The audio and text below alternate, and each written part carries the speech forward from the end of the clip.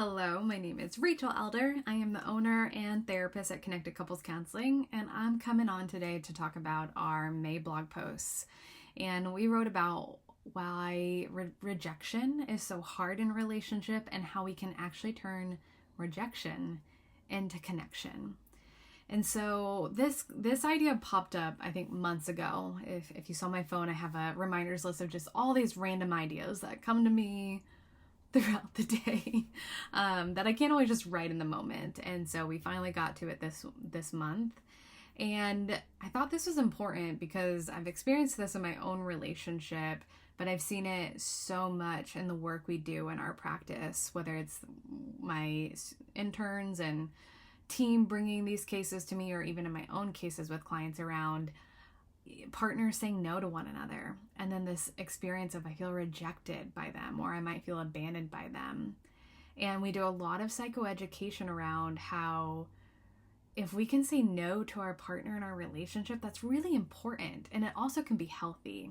So bear with me, I'm not into it yet, but the reason why a no or rejection hurts so much is because it actually feels like physical pain in the body. And so it's normal that you have that experience of like, oh, my partner said no to me. Why does it feel this way? Why does it feel so intense? It's our brain saying protect. There's this assumption of you're being rejected, and so your brain goes into protection mode. And it doesn't necessarily mean you are being rejected, but just normalizing like your brain is doing what it's supposed to do, and we need to help it understand, what does this no mean? What is the intention behind your partner's no? One of the go-to skills we talk about is a paired no with our couples. So intimacy is like kind of the common example with this of I asked my partner to have sex or to cuddle with me and they said no, not right now.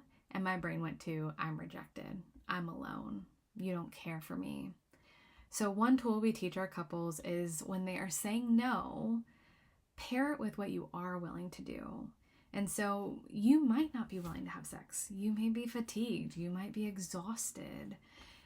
But maybe there is something you're willing to do. So your partner says, can we have sex tonight? And you say no. However, I can cuddle with you in bed. I'd love to sit and watch a show with you and just rest together.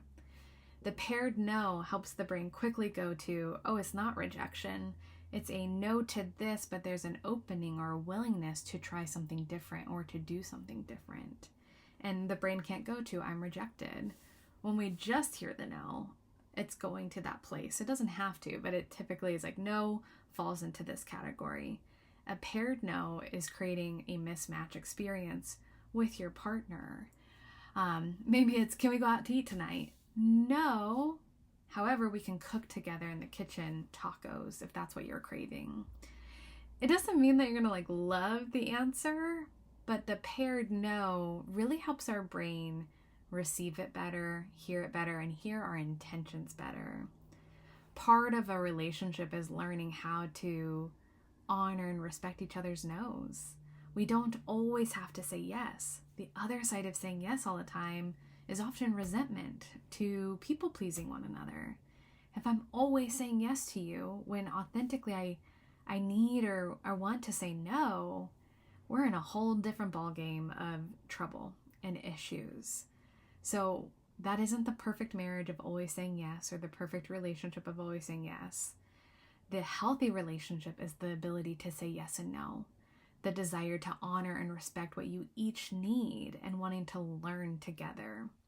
So you can head over to the blog. You can read more about why the brain takes it in this way as pain, what the paired no is, and how this builds your relationship. I'm curious your thoughts. Have you ever tried the paired no in your relationship?